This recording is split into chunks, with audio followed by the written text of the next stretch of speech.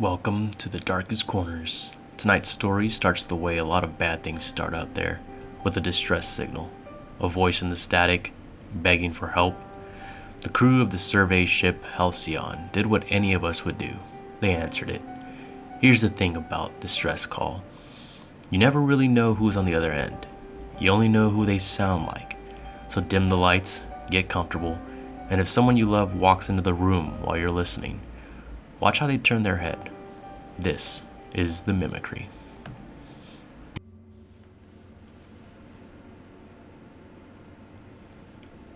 I blew on my coffee while reviewing our most recent mission logs and listening to the distant drone of the Halcyon's freshly serviced ionic thrusters. We had recently received word from Command that we're to survey a planet in the Caro expanse. The details were vague, to say the least. This particular sector was out of the way for most ships at port, and since we had just resupplied, we were the most suited for any unknowns to come our way. The request was urgent, not like the rest of our missions. One line in the tasking order stuck with me, buried at the bottom after the fuel allotments and the survey grids. All crew were to log daily identity verification, effective upon landing. I had never seen that in a tasking order before. I read it twice, decided it was some new administrative fashion out of headquarters, and moved on. My daughter June had sent a message the night before we left port, 11 years old and already correcting my grammar. I remember thinking I would answer it after the survey. "Captain, we're picking up a strange signal from the planet's surface," said Marcus, our communications officer. He had his hand on the side of his headset, the way he always did when he was concentrating. I set my coffee down. The bridge fell quiet enough that I could hear the soft tick of the cooling vents. Marcus piped the audio through the main speakers. The transmission was distorted and intermittent, looping every 26 seconds and degrading a little more each time. A faint voice cut through the static, begging for help. "Anyone, send help. Seems away." The last word stretched out into a sigh that didn't quite sound like a person. Marcus ran the loop through his filters and frowned. He said there was something underneath the voice. Older layers, other voices, buried deeper in the signal, all saying the same words. I asked Marcus how long the signal had been broadcasting. He couldn't say for sure. The carrier was old, the encoding was older. Whoever had sent it had been calling out for a long time before we ever picked it up. I was beginning to wonder if this was the real reason we were sent to survey this planet. Command did not state this was a rescue mission. I gave the order to descend. We strapped in, the thrusters spun up, the ship turned its belly toward the atmosphere, and we punched through the upper layer in a long controlled burn. Out the viewport, the planet came up to meet us in shades of green I had never seen on any world. Not the gray-green of a desert moon, not the blue-green of a water world. Saturated, almost glowing, like someone had filtered the light through a leaf. Sensor readings showed the atmosphere was breathable. Without any oxygen conversion modules, the temperature was stable. There was a slight rise in humidity from the abundance of flora. Most reassuring of all, our scans turned up no fauna of any kind. No herds, no flocks, no movement.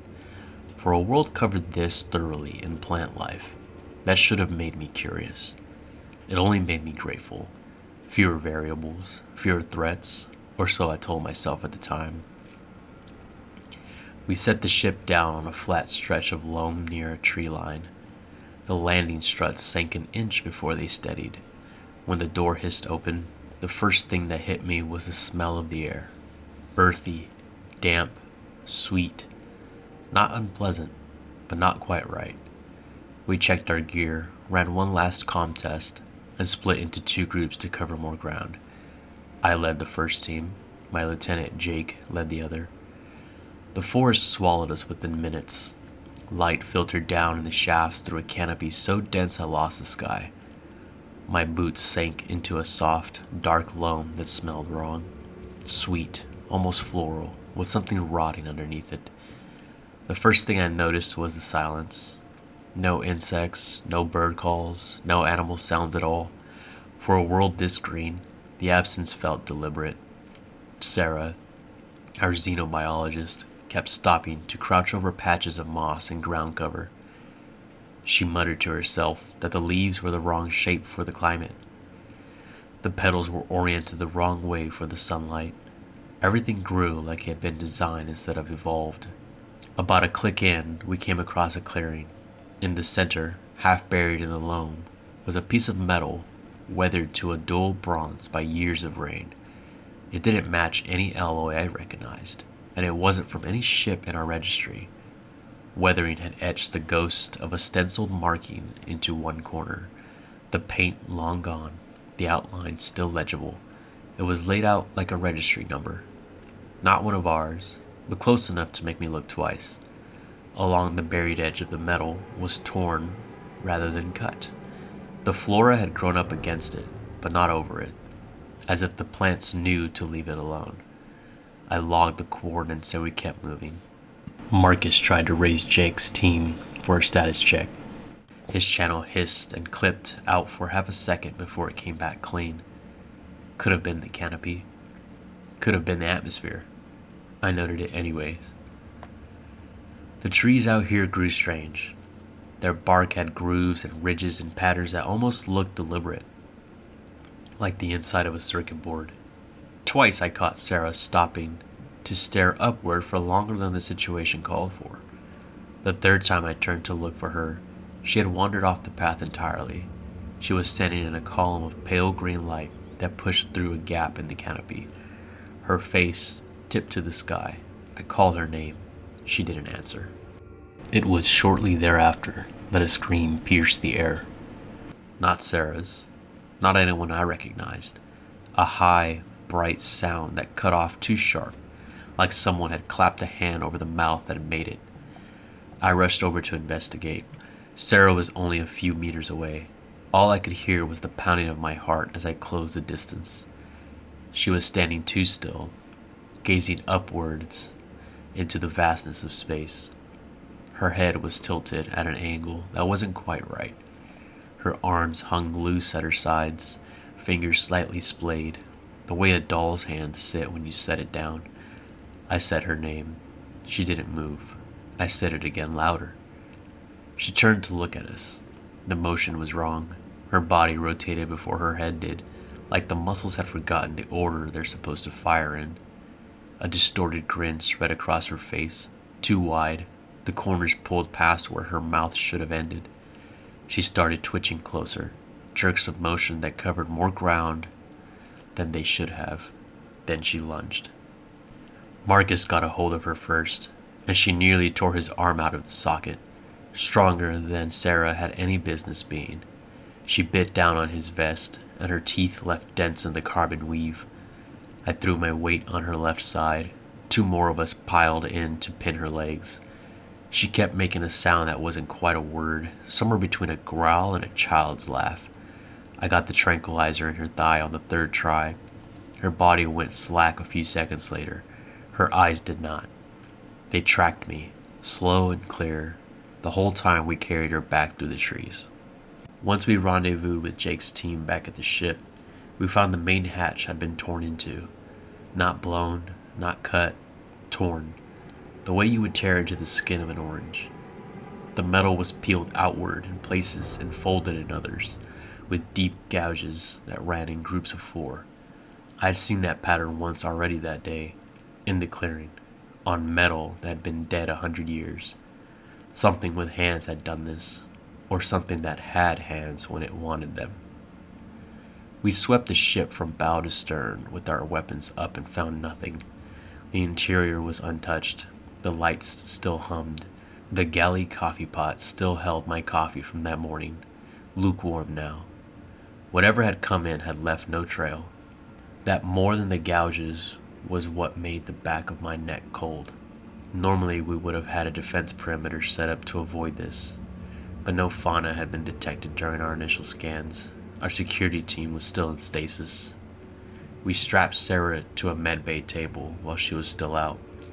Dr. Zen, our medical officer, immediately began examining her. How did things go south so quickly? I watched from behind the observation glass and pressed my forehead against the cool surface. Zen worked with the calm precision he always had. Pulse, temperature, pupillary response. Then he leaned in toward her ear with a small light, and his shoulders went rigid. The doc's face turned pale. He looked at me with horror and confusion I had never seen before. Captain, there's something protruding from her orifices. Look at the ear canal. There's a tentacle with hairs that look like glass. Initial thoughts are this must be a parasite of some sort. Before I could respond, Sarah's body convulsed once on the table, then again harder, the straps creaking.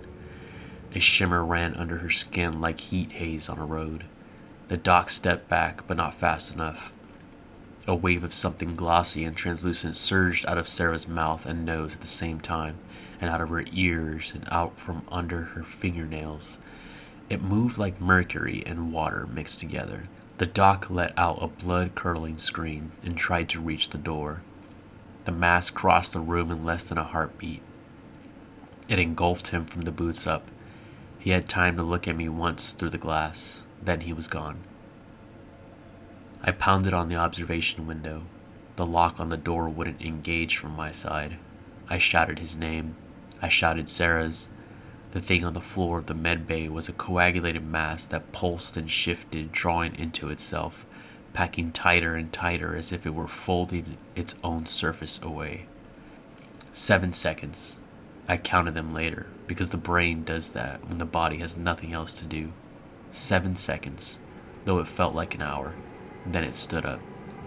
Dr. Zen's height, Dr. Zen's posture, Dr. Zen's face. The look-alike turned to look at me through the glass and tilted its head a fraction too far. It smiled. The smile reached the eyes a half-second after the lips. I backed away from the glass. My legs felt borrowed. The look-alike placed its palm flat against the window the way a curious child does against an aquarium. I turned and ran. The corridor lights felt brighter than they had that morning. The floor longer, the doors farther apart. I made it to the control room and sealed it from the inside.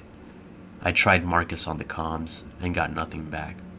Not static, nothing at all, like the channel had never existed. I stood there in the quiet, listening to my own breathing. It was at that very moment I realized I was dealing with something far beyond our understanding. It had absorbed him. Or maybe he was still in there somewhere, at least his consciousness, I hoped. A more terrifying thought occurred to me. What if this wasn't the only time it had happened? Who else had been affected? Who else was no longer who I once knew? The pounding on the control room hatch started maybe 20 minutes later, the kind of pounding a desperate person does, fast and uneven, with the side of a fist. Through the small viewport in the door, Jake looked horrified. He begged me to let him in. "Captain, please, let me in." I was skeptical. I had every reason to be, but he wasn't acting like the others. He was afraid, an emotion I doubted these creatures had. I let him in. He stumbled through the door and sat with his back against the wall for a long time before he could speak. What follows is what Jake told me. I can only give it to you the way he gave it to me, because I was not there. By the end of this, you'll understand why that matters. Griff, our maintenance engineer, had been repairing the main hatch. He had his plasma torch out and his head down, working a seam in the torn metal. Jake was providing overwatch a few steps behind him. It was obvious by then that we weren't alone on this planet, and whatever else lived here wasn't friendly. Jake's rifle was up, his eyes were on the tree line. Then he heard the scream from the laboratory, sharp and short, cut off the way the first one had been, and he turned his head toward the sound. "Griff, did you hear that? I think that came from the lab. Do you think they're okay in there?" Griff didn't answer. A loud clunk resonated from the hole. Jake turned back. The hatch was sealed. The torn metal was smooth again, as if it had healed. "Griff, you fixed it." Griff did not respond. He just stood there, staring at the hatch. His plasma torch was on the floor. The flame had gone out. It was then that Jack saw something slither out of Griff's ear and slop onto the floor. A wet little sound, like a fish on a deck. Glass-bright filaments thread through it. Jake backed away slowly, keeping his eyes on Griff, until his back found the lip of the decompression chamber. He stepped inside and pulled a lever to close the hatch. Griff turned then, all at once, in that same wrong rotation Sarah had used. He lunged for the closing doors. He got one hand inside the gap before the seal pressurized and the hatch caught him at the wrist. That was Jake's story. It had the right details. It had details I had never told him, like the wrongness of the turn, and I had no way to check a single word of it. We barricaded the hatch with whatever we could move. We put the ship into quarantine mode, which sealed every interior bulkhead and starved the ventilation to the rest of the deck. Hours went by, and I started to think we were the only two left alive. We sat across from each other and tried to figure out how to cleanse the rest of the ship and get back home. We talked through options, vent the atmosphere, cycle the airlocks, use the autoclave in the medbay. Nothing was a real plan. Every plan ended with us still being on the ship with at least one of them, and probably more. Somewhere in the middle of all that, I started noticing changes in Jake.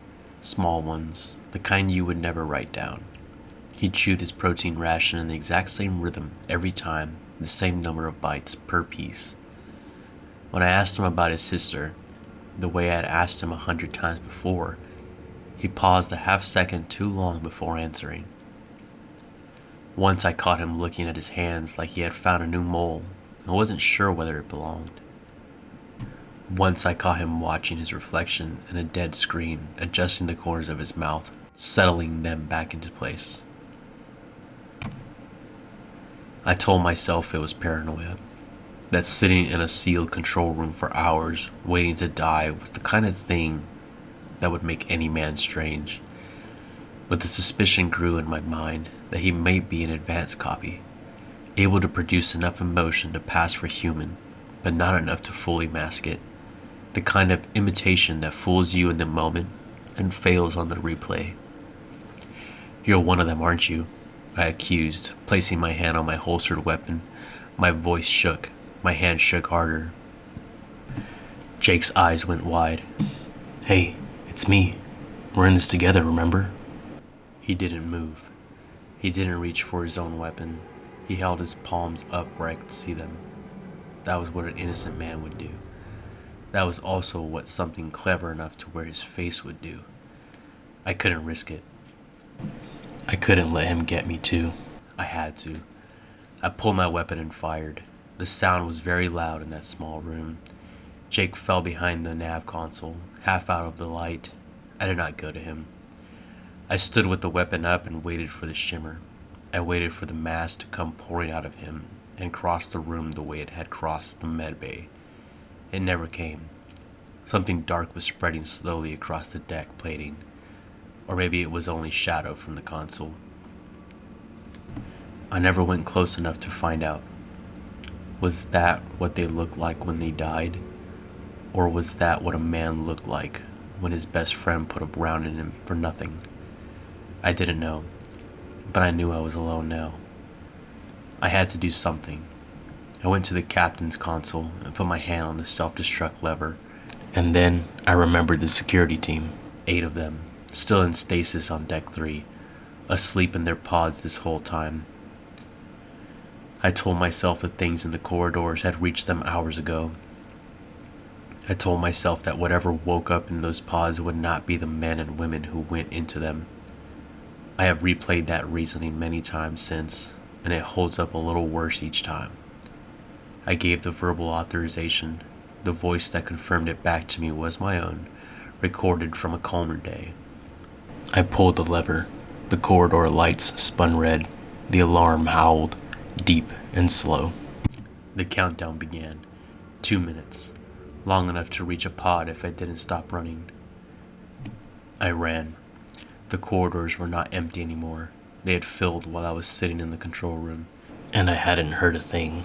The first one I saw was wearing Marcus's face. He stood beside the comm bay door and watched me pass. He He didn't move. The next one was a face I had eaten with 2 nights ago, the doc. The next two were Sarah, side by side. Identical down to the freckles. One of them opened her mouth as I passed, and the scream from the forest came out of it. The same pitch, the same length. Cut off at the same sharp edge, like a recording played back. Like rehearsal. Then I saw one wearing my face. He looked at me without expression. Then another with my face but older. A third with my face but a boy. Some of them were taller, some of them were shorter. Some had a different skin color, some had small wrong details. One of them had glass bright hairs trailing out of his ear and down his neck. None of them moved to stop me. They just stood and watched, and turned their heads to follow me as I sprinted by. I do not know how many there were. I stopped counting. I entered the nearest pod and initiated separation. The pod kicked away from the ship with a hard thunk that I felt in the back of my teeth. Then a thought hit me. My memories were blurring. Was this real? Or was I imagining the whole thing? What if I'm not the real me? What if they got me? And left just enough so I couldn't tell the difference. Boom. I heard the distant explosion of the ship on the surface of the planet. A long roll of sound through the whole of the pod that took several seconds to fade. 8 stasis pods went up with it. I made myself say their names, and I could only remember 6. I looked out the porthole and caught a glimpse of my reflection in the glass. Did I always look like this? Or am I one of those things now? Like it mattered anymore. I was floating in space, and nobody was coming to rescue me. My sanity was starting to slip, but even in the depth of despair, a flicker of hope refused to be extinguished. If I could warn Earth, if I could keep this nightmare from spreading, then perhaps the survey would still count for something. I set the recorder and spoke slowly, so no amount of static could take the meaning out of it. If anyone receives this message, don't send help. This planet is not what it seems on the surface. Stay far away from this sector at all costs. Halfway through, I noticed a mark on the back of my hand, small and dark, just below the knuckles. I had never seen it before. I kept talking. I finished the message because it was the only thing left I could finish. I thought about June and the message from her I never answered. I did not say her name into the recorder. Whatever else they take from me, they will not get that. Maybe someone will receive my message the way I meant it. Maybe humanity will be better prepared for the thing waiting among the stars. I looked at the mark on my hand and tried to remember whether it had been there yesterday. Then I tried to remember yesterday. The recorder light blinked, patient, ready to send my warning out on a loop, every 26 seconds, for as long as the power holds. That was the Mimicry. Somewhere, out past the Cairo expanse, that pod is still drifting, still transmitting. Every 26 seconds, a voice asks for, well, it meant to warn you. But you heard what the static does to a warning. Every loop, it loses a little more. First a word, then a name, then the don't. And here's the thought I can't shake. The captain never said his daughter's name. He kept that one thing back, which means somewhere on Earth there's a girl still waiting on an answer to her last message. And one of these nights, something might answer it. If this one got under your skin, the light switch is right where you left it. Probably. Sleep well, and if you ever pick up a signal begging for help, count the seconds between the loops. I'll see you next time in the darkest corners.